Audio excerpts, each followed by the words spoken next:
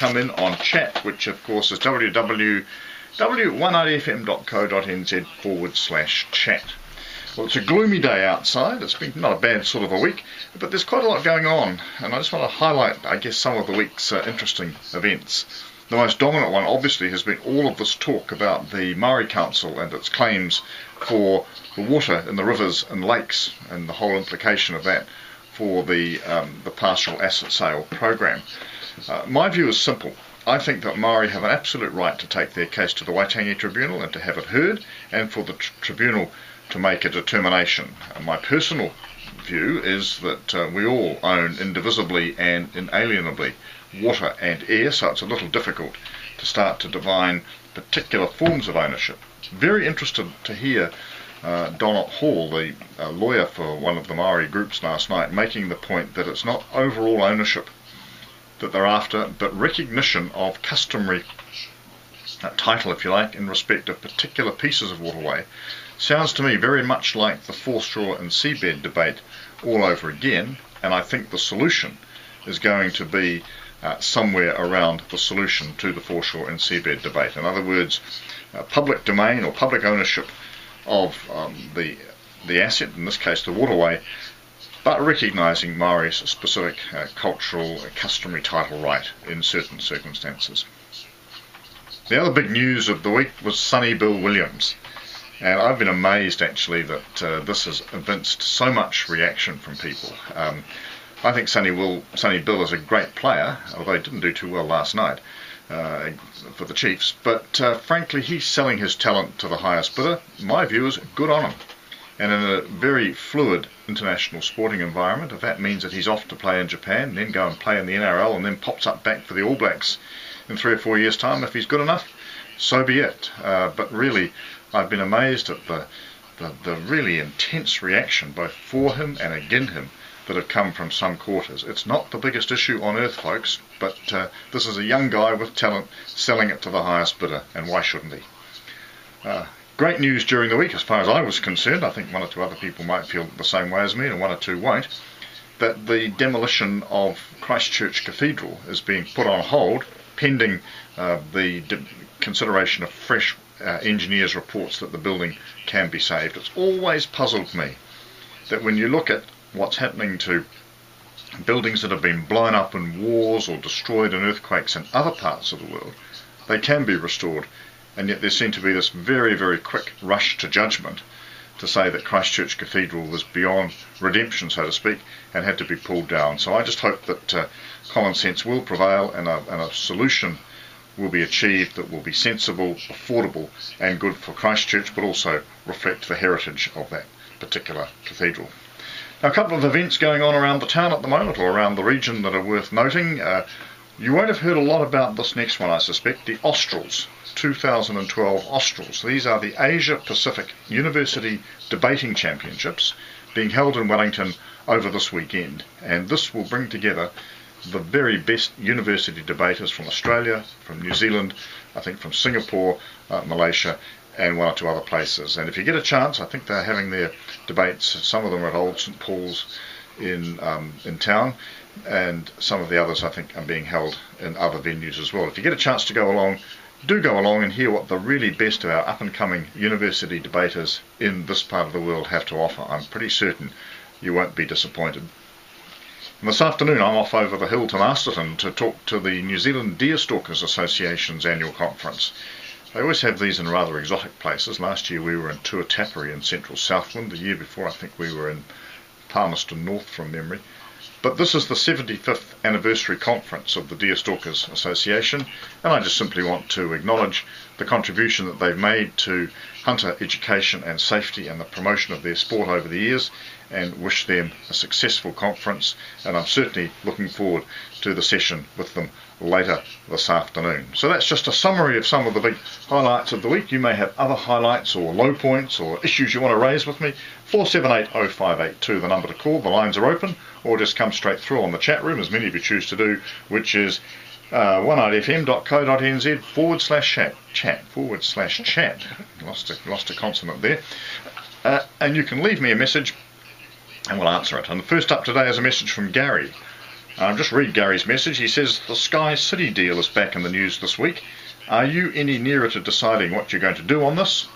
Were you not worried by the figures during the week that showed the pokie machines at Sky City have so much money going through them?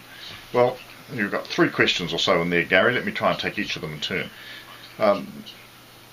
I'm not any nearer to deciding what to do about Sky City for one very simple reason. I don't think, despite the publicity the week, the deal is anywhere nearer being put together. What this deal requires is Sky City, as the proposers of it, to put a proposition to the government, which the government will then have to consider. As far as I'm aware, they're yet to finalise, they, being Sky City, what that proposition is, and therefore it's a little harder to make a call on something until you know precisely what's being proposed. I heard the figures during the week, Gary, about the level of dollars going through the pokies at Sky City compared to other pokies. And I've got 2 views about it. Firstly, I'm not particularly worried about it because it seems to me that what that suggests, the volume of money going through, is that Sky City is a pretty popular venue. And I think we've got to be a wee bit careful in the whole process that we don't actually deny legitimate gamblers, people who aren't going to have a problem but just enjoy a flutter from time to time, the opportunity to be able to continue to do that, be it in the new Sky City venue or somewhere else. And the second view I've got, I want to state this very carefully because I don't want to appear insensitive, because I'm not, is that the number of people with problem gambling related problems in their own lives is actually very small. It's about 1.5% of all those that gamble. Compare that with alcohol, where about 10% of people who drink are likely to have some form of alcohol related problem. And the numbers of people presenting for treatment for problem gambling conditions is around 6,500 a year. It's a comparatively small number. I'm not minimising the adverse impact on those people, their families, their workmates, etc. But all I'm saying is we just need to keep a sense of perspective here. For the vast majority of people who go and play the pokies or buy a lotto ticket or whatever, it's a pretty harmless, if sometimes rather profitless occupation. There was a wonderful story I heard during the week of the couple who had decided that they wanted to buy a new house. I think they'd bought 4 lotto tickets in their lives, and the 5th one they won millions of dollars in a jackpot. But that's rare and unusual. But are we going to deny people that opportunity? I sincerely hope not. Now, on to Judy, another topical issue. Why do you not support a minimum alcohol price? I think Labour's $12 minimum price for a bottle sounds about right. I presume you mean a bottle of wine, Judy. Surely you do not favour our kids getting access to cheap alcohol. Well, I don't favour our kids getting access to cheap plonk, if you like, Judy, but I don't think a minimum price is going to work. The Labour Party policy is actually very elitist when you think about it. You put the minimum price up to $12 for a bottle of wine, but the high quality wines that many of them drink, the higher priced varieties, the price of those won't shift at all. So here again what we're saying is that the less well-off people, the people who can only afford to buy a cheap bottle of wine, are going to find their prices going up and becoming more expensive, while people at the upper end of the income scale are going to face no change at all. I don't think alcohol problems actually respect people's income. They occur right across the spectrum, and to suggest that just making it harder for people who are buying a $6.99 bottle of wine to do so, I think is a pretty elitist response. What I would say, Judy, is this. If you want to make an impact through price, then you use the alcohol excise tax across the board so that it applies to all categories of alcohol, all prices, all stages, so that not just, as I say, the cheap plonk gets caught, but everything gets caught. And the final point, Judy, is a lot of people say, oh, they've got minimum pricing now in Britain and in England and Scotland, why can't we follow their model? If we did, we'd actually reduce prices, which seems to me to be somewhat counter the message that people are giving about higher prices for alcohol. So for those reasons, Judy, I'm not supporting Labour's amendment to have a minimum alcohol price, because I just don't think it's going to work. And that, at the end of the day, has got to be the real consideration. It's no good doing things because they look good. You've actually got to do them because they're going to work and achieve a positive outcome. 4780582. Lines are open for your calls now, and we're going to be all keen to hear from you. You can come through and send us a message on oneidefm.co.nz/chat. And of course, not only are you able to listen to us now, but this station's really got a strong community focus. It's the heart of our local community here in the northern suburbs. And of course, you can see us. You can go online to the website and watch the program coming out live. And this is the voice of the northern suburbs, One Eyed FM. Don't forget it. We're here well and truly playing your music and producing your programs. Next message today is from Brian, who says, on Q&A last Sunday on the power of one, you said that the fact you are increasingly the casting vote on so much of the government's legislation does not faze you or change your approach. Are you not being a little naive? Surely you now have to take a lot more into account when determining your vote than just the policies of your 0.6% party. Do you realise you are effectively the trustee of the nation's conscience, and that people are looking to you to play a role above party politics and safeguard the interests of the country as a whole, not just your own? Brian, they are very noble sentiments, but I disagree with them. Fundamentally, I'm the Member of Parliament for Oharu. I'm elected to represent the people of Oharu. I'm elected as a United Future Member of Parliament to advance and reflect the policies of the United Future Party. That's why presumably people voted for me, because I like what I stood for. I don't think I am the trustee of the nation's conscience, as you suggest. I'm one of 120 members of Parliament. I'm in that sense no different from anyone else. And the idea that somehow I should play a role above party politics, but everyone else should play party politics, I think just as a little, with all due respect, that's a wee bit naive. What I've got to do is be consistent.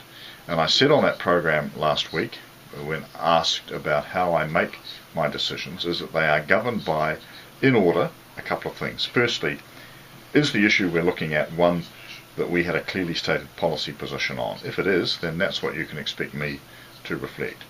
Second, is it something that's covered by a provision of our confidence and supply agreement? Again, if it is, then that's what you can expect me to reflect. Third, if it's neither of the above two, it'll be case by case on the basis of the facts as they unfold.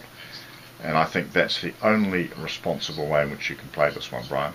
To try and pretend that you're something else, that somehow my vote is more important than anyone else's, is, I think, just a little pretentious, and it's not something I'm going to go into. Anyway, I'll be back after this. Is Rigi Harawira. I hope it's not Honi's brother, is it, or sister? And brand new music, and I'll be back after this for more messages and calls here on One Eyed FM.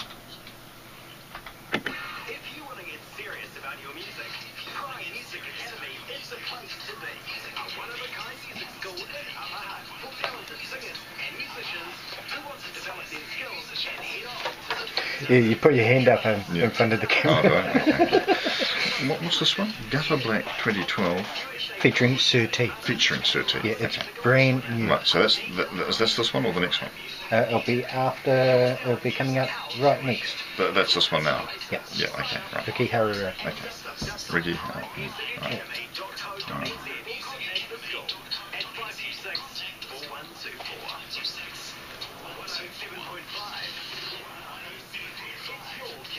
So Prime Music, we did a swap with them. Mm-hmm. Anita Prime, who lives up in Upper Hutt, LA Music Award winner and all that. She did the jingles for us. Oh, okay. So, Oh, really? Yeah. Oh, wow. So saving us $200. Yeah. We did a swap. Oh, okay. Yeah. Good. So, which is good.